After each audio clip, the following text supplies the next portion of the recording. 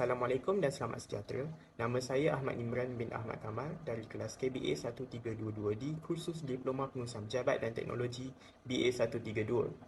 Saya bersama 3 orang ahli kumpulan yang lain akan membentangkan kajian kertas kerja kami bagi subjek CTU 152 yang bertajuk Tragedi 13 Mei 1969 Sejarah Buat Negara. Pertama sekali, kami ingin mengucapkan ribuan terima kasih kepada pensyarah CTU 152 kami iaitu Ustaz Ahmad Yumni atas tunjuk ajar dan bimbingan yang diberi serta ibu bapa kami yang banyak memberi dorongan dan sokongan dalam menyiapkan kertas kerja kami. Baiklah, saya akan membentangkan pengenalan bagi tajuk kami. Pentingnya menjaga perpaduan antara kaum dalam kehidupan masyarakat di negara kita. Perpaduan bermaksud satu cara yang dapat mengukuhkan pemuafakatan antara masyarakat dalam sesebuah negara melalui ideologi, identiti dan nilai yang sama. Di Malaysia pula, kita sudah ketahui bahawa rakyat negara kita terdiri daripada pelbagai kaum dan bangsa seperti Melayu, Cina, India, Kadazan, Iban dan kaum-kaum yang lain. Kepelbagaian ini terjadi disebabkan tindakan British semasa penjajahan mereka yang membawa masuk rakyat daripada negara luar ke tanah Melayu sebelum merdeka. Dasar pecah dan perintah yang dibuat oleh British pada ketika itu telah mengasingkan kaum-kaum mengikut kegiatan ekonomi masing-masing. Sebagai contoh, masyarakat Melayu di kawasan kampung bercucuk tanam dan penternakan.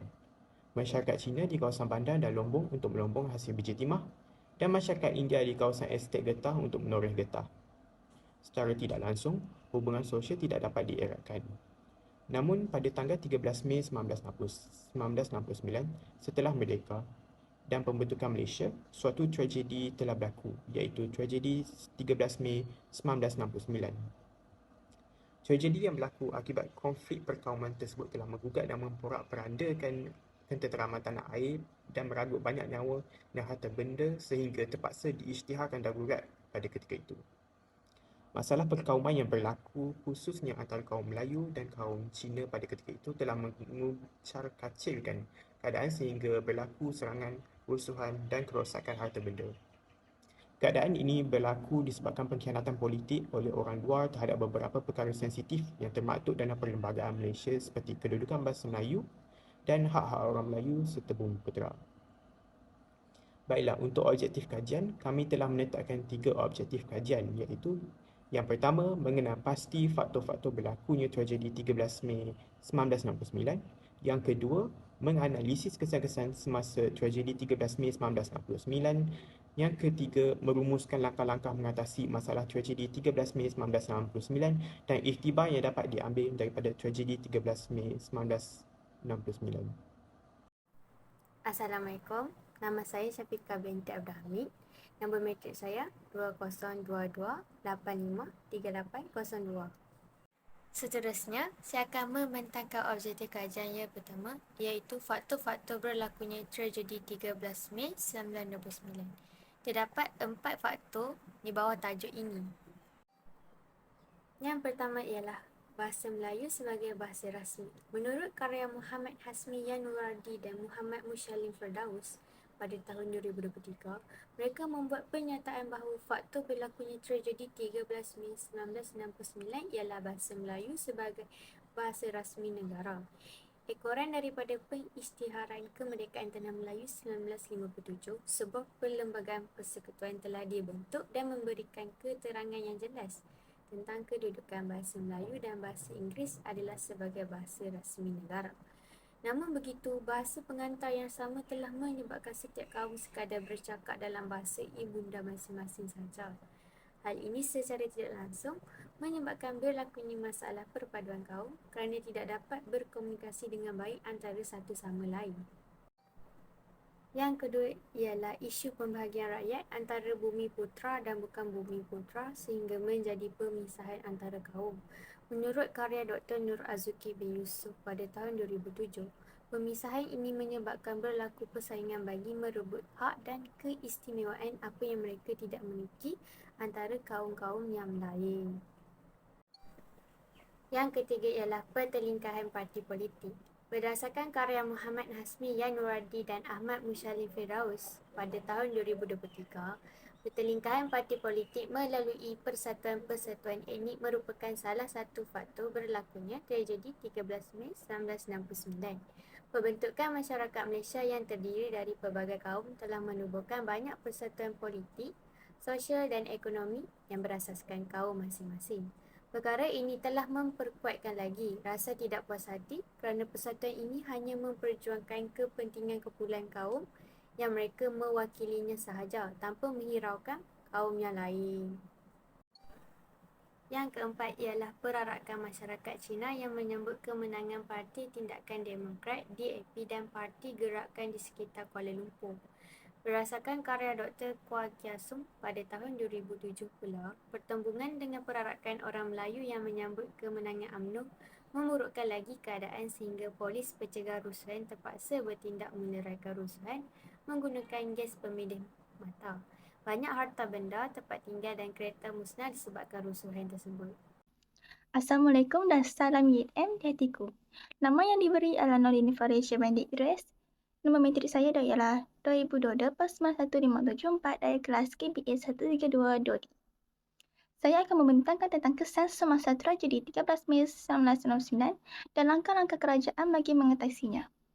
Menurut pada kesan tragedi 13 Mei 1969, hasil kajian Muhammad Asmi Yunaidi dan Ahmad Mushanif Firdaus 2023 membuat pernyataan bahawa kesan daripada kejadian ini telah mencetuskan ketidakpercayaan antara kaum dan berlakunya pertelingkahan kecil antara kaum daripada segi sosial. Selain itu, kegiatan ekonomi berbeza telah mewujudkan jurang pendapatan berbeza antara kaum dan menimbulkan rasa tidak puas hati dan persaingan ekonomi secara tidak sihat. Hal ini secara tidak langsung telah menyebabkan setiap kaum saling mencemburui satu sama lain. Seterusnya, hasil kajian Siti Nur oleh Roslan 2022 menunjukkan bahawa kesan tragedi ini telah menyebabkan pertumpahan darah, kejibilan yang dahsyat dan mengakibatkan banyak kerosakan harta benda di negara kita. Akhir sekali, kekurangan kuasa pemerintahan Sultan Melayu dan pembesaran juga merupakan kesan yang dialami semasa tragedi 13 Mei 1969. Dari perspektif yang lain pula iaitu langkah-langkah kerajaan bagi mengatasi tragedi 13 Mei 1969. Kajian Muhammad Asmi Yunaidi dan Ahmad Mushanif Firdaus 2023 menunjukkan bahawa langkah-langkah yang diambil oleh kerajaan bagi mengatasi tragedi ini ialah dengan membentuk gagasan rukun negara dan dasar ekonomi baru iaitu DEB yang bertujuan untuk mengembalikan keamanan dan undang-undang negara. Menurut Kajian Dr. Nazaki bin Yusuf 2007 pula, beliau menyatakan bahawa langkah-langkah bagi mengatasi kejadian ini ialah dengan mengisytiharkan undang-undang darurat disebabkan situasi yang masih tegang. Akhir sekali, kajian Siti Nur Alia Roslan 2022 berpendapat bahawa langkah-langkah yang diambil oleh kerajaan bertujuan memupuk kembali perpaduan kaum antaranya ialah usaha kerajaan dalam memertabatkan bahasa Melayu sebagai bahasa kebangsaan bagi memastikan bahasa tersebut menjadi bahasa komunikasi, bahasa ilmu dan bahasa pentadbiran dalam membina sebuah negara bangsa yang bersatu padu. Untuk jati kajian yang seterusnya, saya serahkan kepada rakan sekumpulan saya Fatin untuk menerangkannya. Silakan. Assalamualaikum. Nama saya Nur Fatin Amira binti Abdul Ghani dari kelas KBA 1322D. Seterusnya, iktibar yang dapat diambil daripada tragedi 13 Mei 1969. Semua pihak perlulah menerima sama ada kemenangan atau kekalahan dengan cara yang bersederhana. Dengan itu, menanamkan sikap cintakan keadilan, membencikan keganasan, berperi kemanusiaan perlu dipertingkatkan bagi merealisasikan perpaduan negara. Seterusnya, cuba menghayati dan memahami budaya masyarakat kaum lain untuk mewujudkan kefahaman dan sikap bertolak ansur.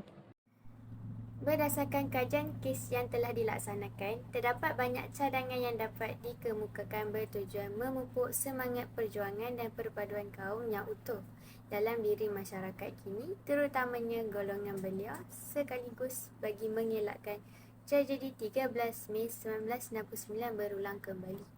Antaranya, kita perlu menghormati agama, budaya dan adat resam kaum yang lain. Hal ini dikatakan demikian kerana akibat ramai golongan individu yang tidak menghormati kaum-kaum yang pelbagai di Malaysia, ini terutamanya golongan kanak-kanak dan remaja, dengan mengejek serta mempersendakan budaya hidup atau kepercayaan mereka. Oleh itu, perkara ini telah mencetuskan ketidakpuasan hati dan dianggap satu bentuk penghinaan bagi mereka yang mengalaminya. Cadangan seterusnya, sebagai masyarakat yang tinggal di sebuah negara berdemokrasi yang punya pemimpin, kita sebagai rakyat mestilah sentiasa menghormati pemimpin dan melaksanakan apa yang diarahkan selagi tidak menyalahi undang-undang dan syariat agama.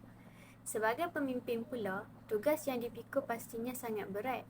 Oleh itu, perlulah mempunyai sikap bertanggungjawab yang tinggi dan amanah dalam menjalankan peranan mengekalkan negara dalam keadaan aman damai serta harmoni. Tuntasnya, cadangan yang telah diutarakan ini perlulah dipraktikkan dalam diri masing-masing agar dapat mengekalkan keamanan tanah air kita. Hal ini juga membantu mempersiapkan diri jika berlakunya perkara yang tidak diingini kepada tanah air kita. Secara keseluruhannya, peristiwa pahit 13 Mei 1969 bukan sahaja dicatat sebagai sejarah pertelingkahan kaum yang menggariskan sempadan-sempadan yang harus diteliti dan dipelihara. Peristiwa ini turut mencetuskan satu detik hitam dalam lipatan sejarah negara kerana pertelingkahan kaum yang berlaku telah mengakibatkan negara kehilangan banyak nyawa dan kerugian harta benda. Para pemimpin terdahulu cuba untuk memadamkan sejarah tersebut agar generasi akan datang tidak pernah tahu apa yang berlaku pada 13 Mei 1969 di Kuala Lumpur, tetapi masyarakat hari ini lupa bahawa kita boleh melupakan sejarah, tetapi sejarah tidak pernah melupakan kita.